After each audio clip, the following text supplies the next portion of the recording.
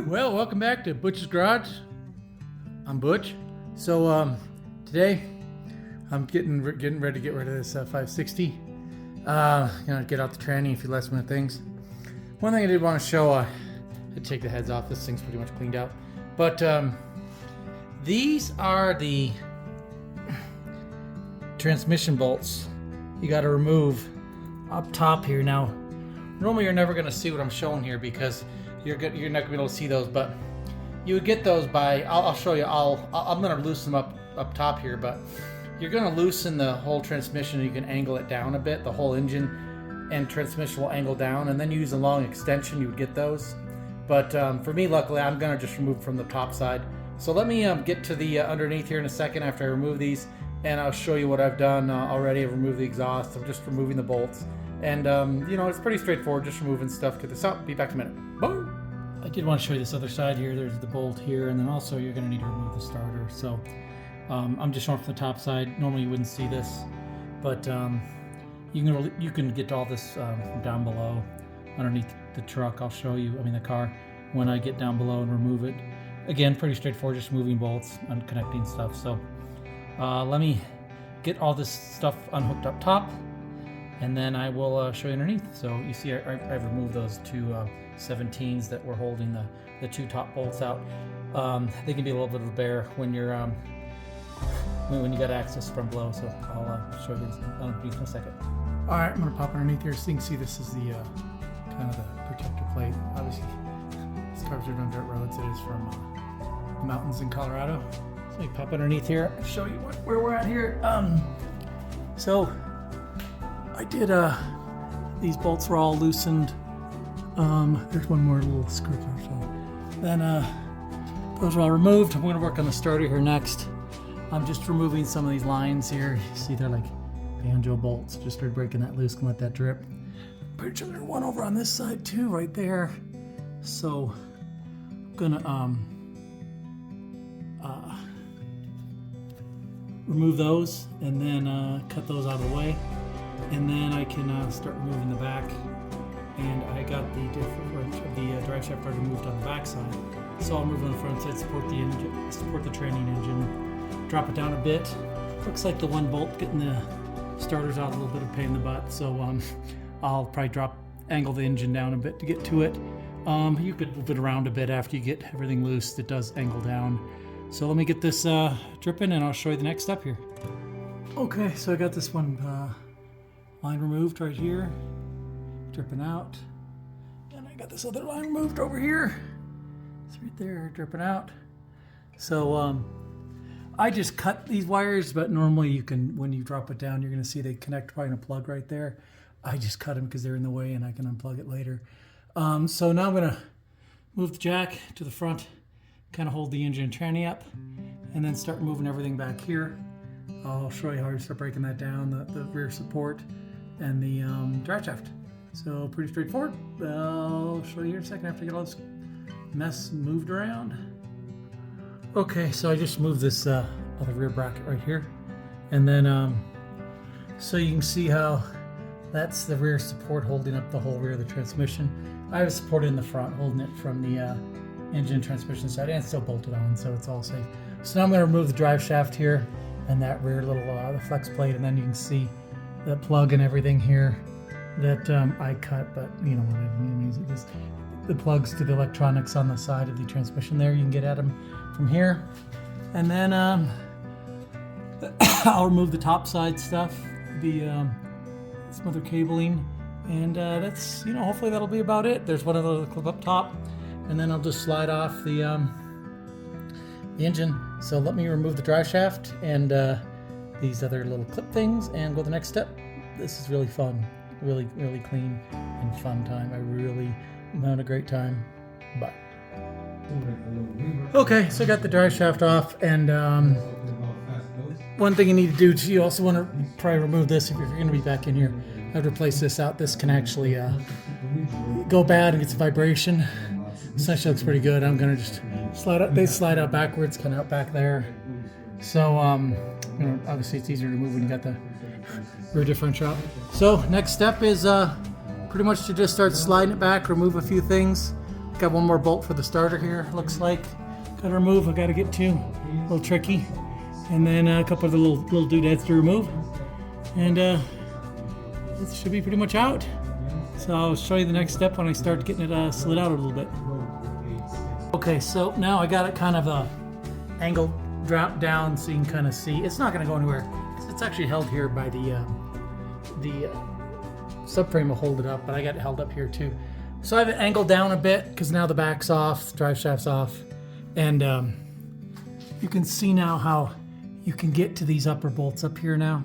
Kind of hard to focus, but going up now since it's angled, you could get those top bolts. Remember I said there would be a pain to get at? And there's also that bolt for the starter. So let me put the camera up here, maybe you can see now. So now you could use the big long extension and get to those top bolts that I removed that I said you wouldn't be able to get at from my angle, but now you can see you can easily get at them. The big long extension and all those other bolts here. So those are, that's usually the biggest problem is getting those bolts off. But as you see here, as soon as you drop it down, it's not that big a deal at all. So, all right, I'm gonna remove this, the shifter cable thing here that hooks up to the, on the interior, because I think that's holding it a little bit. I need to pull that up, bring it up a bit so that's not so tight. And then, keep getting some things off, and then I'm gonna put some jacks underneath it and slide right off. I'll show you the next step. Well, got it out. It's quite fun. So one thing you do got to remove too is you got to rotate the engine and get rid of the ring gear bolts. If you don't get that out, that'll hold it to the engine because you see it's attached to the engine by that. So after doing that, it really slides right out quite easy. It's not that hard. You don't need to pull it that much. It just kind of just slides right out. You got everything off. It's you can use one of these little center jacks. Obviously there's transmission jacks you can use, but I mean it's not as heavy as you think. It's not like hundreds of pounds. I think it's, if I remember right, the last I took out another one, it was 100 and something, if that. So yeah, that's all she wrote. I got it out.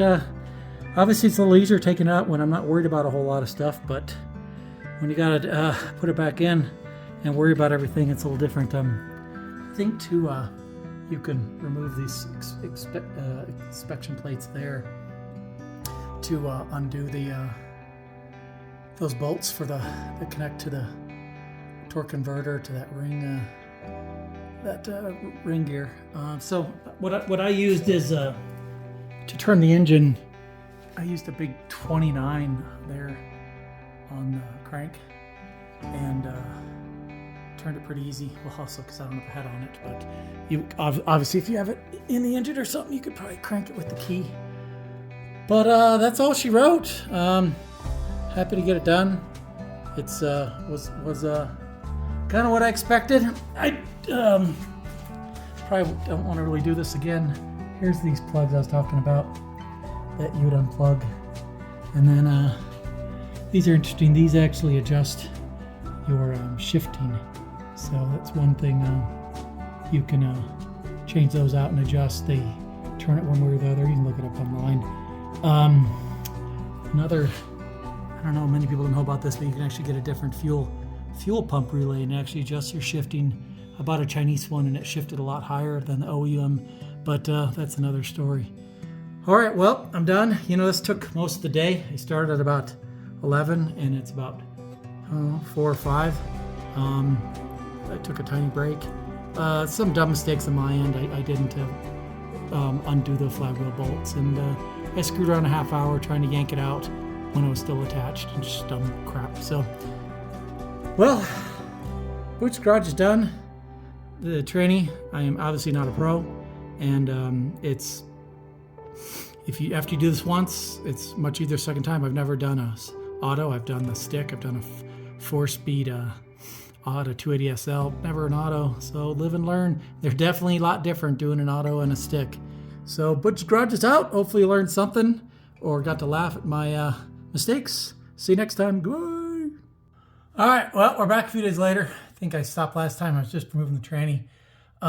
So got it out. I want to show you everything. This is, I'm going to probably remove that plate that connects to the engine and the torque converter. Might as well throw that in with the transmission. I don't need it. So this is what it looks like when you get the train off. Like I said, it comes out pretty easy because it does kind of drop down here, so you can angle it. It slides out pretty damn easy. Now you can see where these bolts are up top, where they connect. Ones I said are kind of a pain in the butt. And then you have like some slides that kind of holds it off. So as soon as you get off those two slides right there, it really just comes right out. And there's the bolts there, and the starter connected there, and then started off. It was and there's that bolt there, and those three. So let's. Oh, this is my steering arm I made, since I had to remove the whole steering components. It's a big brain. Keep the wheel straight, so when I get it hauled out of here, they don't go all willy-nilly all over the place. So, let me show you what we got back here now. There's a tranny. I'll show it when it's all said and done. But she's a beaut. Gonna clean it up. Torque converter. You can see where those bolts connect from that plate of the engine right to the torque converter. And then there's kind of inspection plate slash, to be able to get the those bolts off. And then there's where the starter connects. You can see there. And this is the one bolt, kind of pain in the butt. And the starter was right there in the back side. It was like a hex head. So I'm gonna clean it up. It was a great transmission the car sat. So I'm gonna throw in everything with it. I'll throw it on eBay, and I'll just do one more quick video when it's all said and done, showing what it looks like when it's all cleaned up, and then throw it on a crate, and figure out the shipping. It weighs almost 200 pounds with the torque converter and everything. It's a little more weight than I thought. And that's pretty much all she wrote. So let me just stop here and show you what it looks like when it's cleaned up, and be back. I don't know, it's snowing outside, so won't be able to get the power washer out, but I'll start soaking it a little bit and then get the power washer and clean it up. Be back in a day or two. Alright, well, this is the final video. Got the transmission all cleaned up. Turned out pretty good. It's not perfect. It's not painted or anything. I think that it's alright. Here's all the other stuff at the bottom. I'm gonna just put it on eBay. One thing is on these torque converters, there is a little screw to drain out the fluid. It's on the back side, a little 5mm hex on the back side here. So not bad. Drain that out. So that's all she wrote. Pretty fun project. I just capped those, crimped them so they were sealed up so I can wash it and get no fluid inside of it. Really a lot of work, but I would not want to do this for a living, I'll tell you what. So that's all for now. I'll see you in Butcher's Garage in the near future. I got a new project here. I'll show you what's next on the pipeline. Is a 74 450 SL that I picked up that sat around forever. So I don't know. It's in okay shape. I'm gonna start taking it apart. It's pretty complete. Gonna probably do the same thing, kind of take everything off. This thing has a, that's what it is. It's been sitting for at least a decade. So these are a little easier to work on. So I'll be doing this one next. I'll walk you through some of the bigger items, take apart and go from there. I really bought it just because these rims are quite rare. Kind of like an old AMG style Centura 16s. Chrome's all worn off, but they really do look pretty good when all said and done. So, alright, Butcher's Garage is out.